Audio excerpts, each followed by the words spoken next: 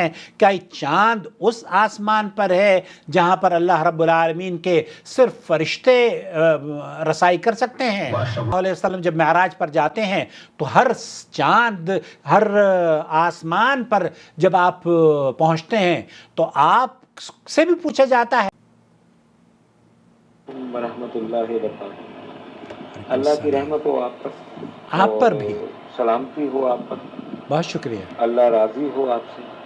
سوال میرا یہ ہے محمد عادل صاحب کہ یہ ہم جو سنتے ہیں میڈیا کے ذریعے, ہم نے تو نہیں دیکھا کہ لوگ چاند پر جگ گئے ہیں اور چاند پر ایسا ہے ویسا ہے, تو میں مختصر سوال کو کر رہا ہوں کہ کیا ایسا ہمیں اللہ کے قرآن سے اور نبی پاک صلی اللہ علیہ وسلم کی صحیح حدیث سے اس کی کوئی سند ملتی ہے؟ جیسے کہ اور بہت ساری باتوں کی قیامت تک کے معاملات کا واقعات ہمارے پیارے نبی پاک صلی اللہ علیہ وسلم نے بتلا دیا ہوا ہے, اللہ کے قرآن نے یعنی اللہ کے کلام نے ان کو بتلا دیا ہوا ہے. تو ایسی کون سی چیز رہ گئی تھی؟ اگر نہیں ہے تو کیا یہ چاند پر جانا باقی رہ گیا تھا, یا جا سکتے ہیں یا گئے ہوں گے؟ اس کا سوال کا جواب اگر آپ مجھے قرآن و حدیث سے اس کی وضاحت کر کر بتائیں کہ یہ جو ہے نا بات بڑی کسی اور طرف لے جاتی ہے لوگوں کو نا, تو میری سمجھ میں تو نہیں آتی. میں آپ سے اس کی رائے لینا چاہ رہا ہوں, اگر یہ صحیح ہے تو مان لیں گے. اوکے دوستو, بھائیوں اور بہنوں, زکریا صاحب ہیں. میں سب سے پہلے تو آپ کا شکریہ ادا کرتا ہوں کہ آپ نے اس چینل کے لیے جو لوگوز بنائے ہیں وہ بہت خوبصورت ہیں. آپ نے ہمارے ویڈیوز میں دیکھا ہوگا کہ یہ نئے لوگو جو ہم نے شیئر کیا ہے نا, وہ گھوم رہا ہے اور اس میں نور ٹی وی جدہ لکھا ہوا ہے, وہ زکریا بھائی کا ہی تحفہ ہے. اللہ ان کے اعمال میں اسے صدقہ جاریہ شمار فرمائے اور نیکیوں میں اضافے کا سبب بنائے. اللہ تعالیٰ ان کی اہلیہ کو شفا یابی عطا فرمائے اور ان کے بچوں کو ان کے لیے صدقہ جاریہ بنائے. آمین یا رب العالمین. دوستو, بھائیوں اور بہنوں, بعض مرتبہ جب سوالات ہمارے پاس پیش کیے جاتے ہیں تو بہت سے لوگ یہ سمجھتے ہیں کہ اگلے ہی لمحے جواب آ جائے گا. اچھا, یہاں چونکہ اس چینل کا فارمیٹ یہ ہے کہ ہم سعودی عرب کے علماء اور مشائخ کے صحیح فتاوی جات آپ کو نقل کرنے کی کوشش کرتے ہیں آسان زبان میں. اگر میں یہ کہوں کہ ہم اس کا ترجمہ کرتے ہیں تو وہ بہت سارے جو لوگ ہیں نا فتنہ کرنے والے, وہ جیسے قاری صہیب کے اوپر انہوں نے کہا کہ جناب قاری صہیب, حالانکہ قرآن کریم کا ترجمہ کرنا, احادیث کا ترجمہ کرنا یا اس کو کسی زبان میں جو فتاوی مشائخ اور علماء کے ہیں منتقل کرنا, یہ دو مختلف چیزیں ہیں. جب ڈاکومنٹیشن کے ترجمے ہوتے ہیں نا, وہ اس میں پھر ایک ایک لفظ کا ترجمہ بہت غور سے کیا جاتا ہے. لیکن جب فتاوی کا ترجمہ ہم آپ کی خدمت میں پیش کرتے ہیں تو اس سے جو مطلب مفتی کا ہوتا ہے وہ آپ کی خدمت میں, تاکہ آپ کا بھی وقت ضائع نہ ہو اور ہم بھی آسانی سے اس کو سمجھا سکیں. نمبر 1. نمبر 2, بعض مرتبہ یہ موقف حاصل کرنے کے لیے, کیونکہ اس میں تحقیق درکار ہوتی ہے, تو ایسے ہی ہم جواب نہیں دے دیتے, بلکہ باقاعدہ طور پر میں کوشش کرتا ہوں اور مختلف علماء کے فتاوی جات دیکھتا ہوں, پھر اس کے بعد آپ کی خدمت میں ویڈیو بناتا ہوں. یہ ویڈیو بڑی محنت سے تیار ہوتی ہے. آپ لوگوں کے سامنے 8, 10, 15 منٹ کی جو ویڈیوز ہوتی ہیں نا, میرا اس میں کتنا خرچ یا کتنی محنت لگتی ہوگی یہ میں خود ہی جانتا ہوں یا میرا اللہ جانتا ہے. بعض مرتبہ تو میری جو ہمت ہے وہ ٹوٹ جاتی ہے, لیکن جو میرے چینل کے سپورٹر ہیں وہ مجھے کھڑا کرتے ہیں, وہ مجھے کہتے ہیں نہیں, آپ کا کام اس لائق ہے کہ ہم اس کو سپورٹ کریں. تو آپ کی سپورٹ کی وجہ سے جو اس چینل کو جوائن ممبرشپ کے ذریعے سپورٹ کر رہے ہیں, اس طرح کے سوالوں کے جوابات ہم دیر سے ہی صحیح لیکن آپ کی خدمت میں لے کر حاضر ہو جاتے ہیں.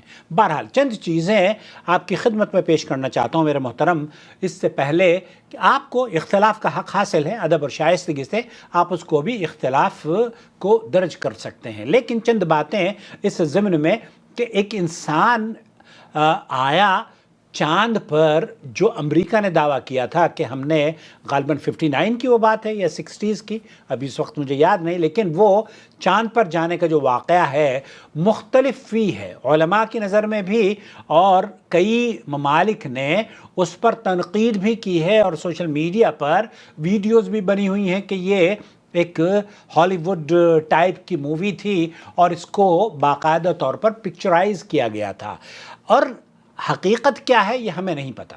البتہ بھائی یہ جاننا چاہ رہے ہیں کیا ایک مسلمان کا یہ عقیدہ ہو سکتا ہے کہ وہ انسان کے چاند پر لینڈ کر سکتا ہے یا چاند پر جا سکتا ہے؟ تو اس سلسلے میں شیخ محمد بن صالح العثیمین کی گفتگو میری نظر میں بہت قیمتی ہے، انہوں نے جو بتایا ہے وہ اختصار سے آپ کی خدمت میں پیش کرتا ہوں۔ سب سے بنیادی بات تو آپ کو یہ سمجھ لینا چاہیے کہ اللہ رب العالمین نے آسمان کو مزین کیا ہے اور شیطان رجیم کی پہنچ سے اسے محفوظ رکھا ہے۔ اب قرآن کریم میں سورہ حجر آیت نمبر 16، 17، 18 میں وَلَقَدْ جَعَلْنَا فِي السَّمَاءِ بُرُوجًا وَزَيَّنَّاهَا لِلنَّاظِرِينَ، یہ ہماری کار فرمائی ہے کہ آسمان میں ہم نے بہت سے مضبوط قلعے بنائے ان کو دیکھنے والوں کے لیے، اور اللہ تعالیٰ قرآن کریم میں فرماتا ہے وَحَفِظْنَاهَا مِن كُلِّ شَيْطَانٍ رَجِيمٍ، اور اللہ تعالیٰ قرآن کریم میں فرماتا ہے اور ہر شیطان مردود سے ان کو محفوظ کر دیا، إِلَّا مَنِ اسْتَرَقَ السَّمْعَ فَأَتْبَعَهُ شِهَابٌ مُبِينٌ، ان کو محفوظ کر دیا ہے، کوئی شیطان ان میں راہ نہیں پا سکتا الا یہ کہ کچھ سن گن لیں، اور جب وہ سن گن لینے کی کوشش کرتا ہے تو ایک شعلہ روشن اس کا پیچھا کرتا ہے۔ یہاں آپ قرآن کریم کی اس آیت سے یہ بات سمجھ گئے ہوں گے کہ قرآن ہوتا کیا تھا۔ ہوتا یہ تھا کہ نبی کریم صلی اللہ علیہ وسلم کی بعثت سے پہلے یہ جو شیاطین جن ہیں وہ ملائکۃ اعلیٰ کی طرف پرواز کیا کرتے تھے اور غیب کی باتوں کو سن گن لیا کرتے تھے، سن لیتے تھے، اور پھر اپنے دوستوں کو جو ان کے شیاطین دوست احباب ہیں ان کو بتاتے، اور پھر اس سے پھر وہ شر پھیلاتے، جادوگروں کو پہنچتی، کاہنوں کو پہنچتی، وغیرہ وغیرہ۔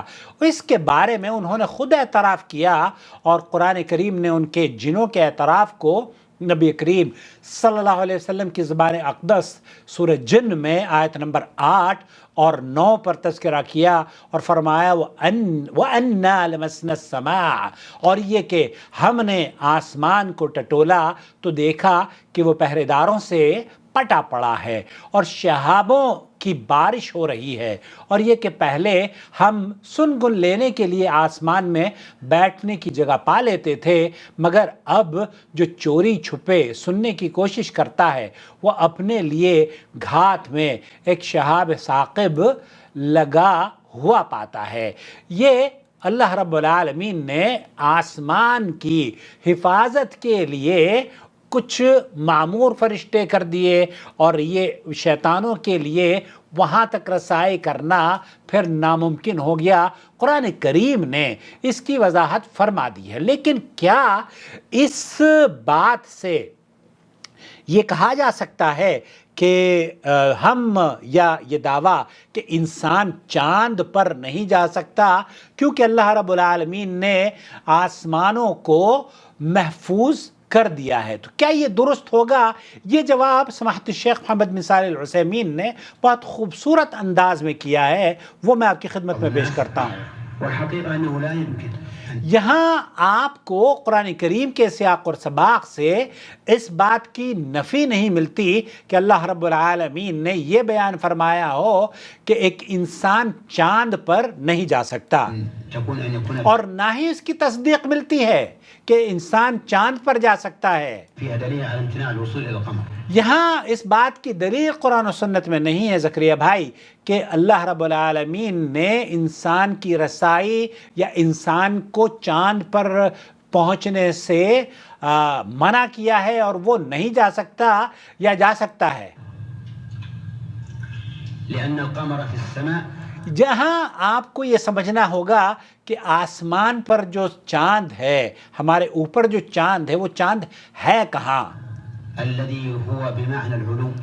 یہاں چاند پر اللہ رب العالمین نے جو بیان فرمایا ہے نا کہ چاند آسمان پر ہے، تو آسمان سے کیا مراد ہے؟ آسمان سے مراد یہ ہے کہ وہ ہمارے اوپر ہے. وليس في السماء وَلَيْسَ فِي السَّمَاءِ، اس چھت کی بات نہیں کی جا رہی ہے جسے اللہ رب العالمین نے محفوظ فرمایا ہے. الذي هو السماء المحفوظ. الذي هو السماء المحفوظ، تو یہ وہ محفوظ چھت یا محفوظ آسمان نہیں ہے جس کے بارے میں قرآن کریم میں بیان ہوا ہے. وهذا أمر مؤكد، يعني ما يختلف فيه اثنان. یہاں اس میں کوئی اختلاف کی بات نہیں ہے، کیونکہ اللہ رب العالمین نے جس چھت پر یا جس چاند پر رسائی تک کو محفوظ کر دیا ہے اس کا ہمارا یہ عقیدہ ہے. وإذا كان السحاب في السماء، اب آپ اگر دیکھیں کہ جو بادل ہیں وہ بادل کہاں ہیں؟ آسمان پر ہے نا، ہمارے اوپر ہیں. ويطلق عليه السماء، ہم سب یہی کہتے ہیں کہ آسمان پر ہیں، بادل آسمان پر ہیں. كما قال تعالى أنزل من السماء ماء. آپ اللہ رب العالمین نے قرآن کریم میں بھی یہی فرمایا ہے کہ جو بارش نازل ہوتی ہے، بارش اللہ تعالیٰ برساتا ہے، وہ آسمان سے برساتا ہے. یہاں ایک بار پھر سن لیجئے تاکہ آپ اس کو ويطلق عليه السماء، وَيُطْلَقُ عَلَيْهِ كما السَّمَاء، قال تعالى أنزل من السماء ماء. انزل من السماء ماء. آپ اللہ رب العالمین یہ فرماتا ہے کہ ہم نے آسمان سے پانی کو اتارا. فسأل تولية بقدرها. اب یہ جو آسمان سے پانی کا نزول ہے، والناس بارش، الآن يصعدون فوق السماء.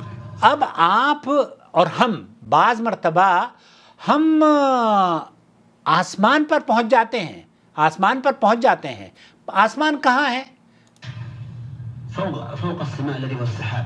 فوق السماء الذي هو السحاب. تو سحاب جو بادل ہیں، اللہ رب العالمین نے اس لفظ کو بادلوں کے لیے بھی استعمال کیا ہے، اور وہیں سے پانی کا نزول ہوتا ہے، وہیں سے بارش برستی ہے، اور انسان آسمان کے اوپر چلا جاتا ہے، بادل کے اوپر چلا جاتا ہے. جب میں جدہ آتا ہوں، سعودی عرب یا ہندوستان جاتا ہوں، یا آپ بھی جدہ جب آئے تھے یا سعودی عرب آئے تھے، تو آپ آسمان پر اڑتے ہوئے آئے تھے میرے عزیز. أليس كذلك؟ الیس کذالک، کہ آپ اڑ کر نہیں آئے تھے بادلوں کے اوپر سے. كثير منكم ركب الطائرة. کثیر منکم رکب الطائرہ، آپ میں سے بہت سارے لوگوں نے پرواز کی ہوگی طیارے کے ذریعے. وهي فوق السحاب. وہی فوق السحاب. آف کورس، یہ جب جہاز اڑتا ہے تو آپ دیکھتے ہیں کہ آپ کے نیچے وہ سفید شفاف قسم کے پانی سے لبریز بادل چل رہے ہوتے ہیں آپ کے نیچے. كذلك السماء.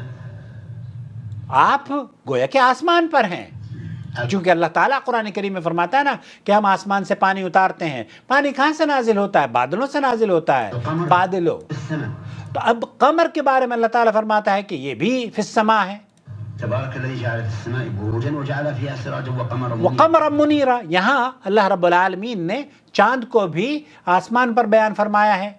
لا شك انه قمر في السماء. لا شک انہ قمر فی السماء. تو پھر یہاں قمر فی السماء ہے، اس میں تو کوئی دو رائے نہیں ہے کہ چاند آسمان پر ہے.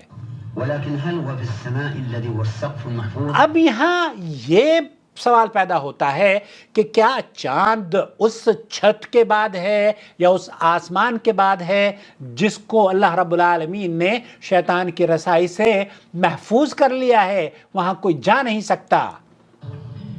الذي لا يدخل إليه أشرف الملائكة. الذي لا يدخل إليه أشرف الملائكة. شیخ محمد بن صالح العثیمین فرما رہے ہیں کہ چاند اس آسمان پر ہے جہاں پر اللہ رب العالمین کے صرف فرشتے رسائی کر سکتے ہیں. وأشرف البشر. اشرف البشر، یہ اشرف المخلوقات یا نبی کریم صلی اللہ علیہ وسلم، انبیاء اور رسل، إلا باستئذان.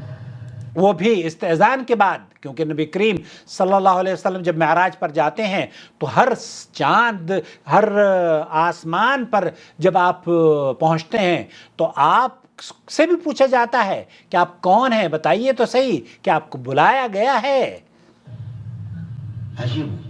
لا قطعا لا. ہاں، تو یہ سمجھ لیجئے کہ آپ اگر وہ جو چاند کہاں پر ہے؟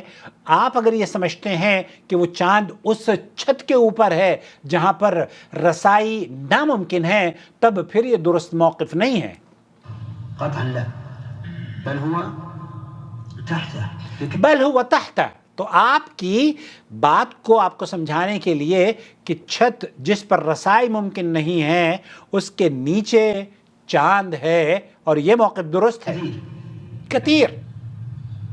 نعم، إذن فنقول ہم اس نتیجے پر پہنچیں گے اور یہ کہیں گے إنه ليس في الآية دليل اس ایسی کوئی دلیل قرآن اور حدیث میں نہیں ملتی على استحالة الوصول إلى القمر. یہاں یہ نہیں کہا جا سکتا کہ ایک انسان چاند پر پہنچ سکتا ہے، كما أنه ليس فيها دليل على إمكان الوصول إلى القمر. یہاں یہ بھی نہیں کہا جا سکتا کہ ایک انسان چاند پر نہیں پہنچ سکتا۔ ويترك هذا الأمر للواقع. اب ہم ان چیزوں کو امر واقع پر چھوڑنا چاہیے۔ ترقی یافتہ دور میں بہت ساری چیزیں ہو رہی ہیں جو کہ پہلے زمانے میں تصور میں بھی نہیں ہوتی تھیں۔ يترك هذا الأمر للواقع. جی، فإذا صح أنهم وصلوا إلى القمر اب یہاں اگر کوئی یہ دعویٰ کرتا ہے کہ ہم چاند پر گئے تو ہم اس کو یہ نہیں کہہ سکتے قرآن و حدیث میں اس کی ممانعت ہے۔ کیوں؟ وہاں ممانعت تو نہیں ہے۔ فإن الشرع لا يحيله. تو یہاں شریعت اس بات کی ہمیں اجازت دیتی ہے کہ اگر کوئی یہ دعویٰ کرتا ہے اور اس کو اس دعوے میں وہ سچا ہے تو ہم اس کو مان سکتے ہیں، اس کا انکار بھی کرنے کی دلیل نہیں ہے۔ الشرع لا يحيل ذلك. تو یہ عقیدے کی بات ہے، آپ اس سے انکار یا اس کا اس بات یہ امر واقع پر چھوڑ دیں۔ تو شریعت میں شیخ محمد بن صالح العثیمین رحمۃ اللہ علیہ فرماتے ہیں کہ یہ بھی نہیں ہے کہ کوئی جا نہیں سکتا اور یہ بھی نہیں ہے کہ وہاں کوئی جا سکتا ہے۔ فإذا قالوا وصلنا إلى القمر اگر کوئی یہ کہتا ہے کہ ہم نے وصلنا الی القمر، ہم چاند پر پہنچ چکے ہیں، جیسے کہ امریکہ نے دعویٰ کیا، وثبت ذلك، اور اس بات کا دلیل اور ثبوت دیا جاتا ہے، قلنا الحمد لله هذا لا يعارضه شرعنا. ہم یہ کہیں گے اللہ کا شکر ہے، اللہ کا شکر ہے، اور یہ شریعت کے مخالف امر نہیں ہے جو لوگوں کو شک و شبے میں ڈالتا ہے، جیسے کہ غالباً بھائی زکریا کو بھی شک و شبہ ہوا ہے۔ لا كتاب الله ولا سنت رسولی، سنة رسوله صلى الله عليه وسلم. یہاں اللہ اور اس کے رسول صلی اللہ علیہ وسلم کی سنت میں اس کی تردید کی کوئی دلیل نہیں ہے۔ ومعلوم أن القمر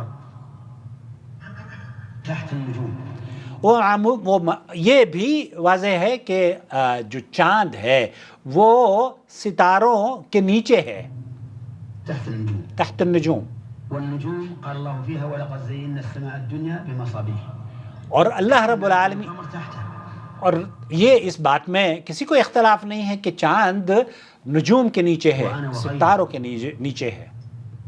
شاهدنا شاہدنا، شیخ یہ کہہ رہے ہیں کہ میں نے بھی اس کا مشاہدہ کیا ہے، اور انہوں نے اپنا قصہ بھی بیان کیا ہے۔ تو خلاصہ کلام میرے عزیز، میرے دوست، یہ ہے دانش مندی کی بات نہ ہوگی کہ ہم بالکل یقین کے ساتھ اس بات کا دعویٰ کریں اور اس بات کی تردید کریں جس کا قرآن و حدیث میں قطعیت کے ساتھ کوئی حکم نہیں ہے۔ خلاصہ کلام یہ ہوا کہ چاند پر یہ ایک ایسا آسمان کو محفوظ چھت بنانے کا مطلب ہے جس کا قرآن میں متعدد جگہ تذکرہ موجود ہے۔ قرآن و حدیث میں کوئی ایسی بات نہیں ہے جو انسان کے چاند پر پہنچنے کی نفی یا اس کی تائید کرے۔ یہ تو ان دنیاوی معاملات میں سے ہیں جنہیں اللہ رب العالمین نے بندوں کی عقل پر چھوڑ دیا ہے کہ وہ اپنی عقل اور مصلحت کے مطابق جو چاہیں کریں۔ اس ترقی یافتہ دور میں بہت ساری چیزیں وجود میں آ رہی ہیں اور ہم بعض مرتبہ بڑی حیرت بھی ہوتی ہے، لیکن ہمیں جب کوئی دعویٰ کرتا ہے تو اہل علم اگر اس کی بات کی تصدیق کرتے ہیں تو ہمارے لیے اسے قبول کرنا یا اس کی تردید کرنا، دونوں کے لیے ہمیں دلیل چاہیے، اور قرآن و حدیث میں ان دونوں کی دلیل نہیں ہے۔ تو شیخ محمد بن صالح العثیمین یہ فرما رہے ہیں کہ اگر کوئی چاند پر پہنچا ہے فبہا، الحمدللہ، ہم شریعت میں اس کی نفی نہیں ہے، امید ہے وضاحت ہو گئی ہوگی. والسلام علیکم ورحمۃ اللہ وبرکاتہ. وَلَقَدْ جَعَلْنَا فِي السَّمَاءِ بُرُوجًا وَزَيَّنَّاهَا لِلنَّاظِرِينَ وَحَفِظْنَاهَا مِنْ كُلِّ شَيْطَانٍ رَجِيمٍ إِلَّا مَنِ اسْتَرَقَ السَّمْعَ فَأَتْبَعَهُ شِهَابٌ مُبِينٌ.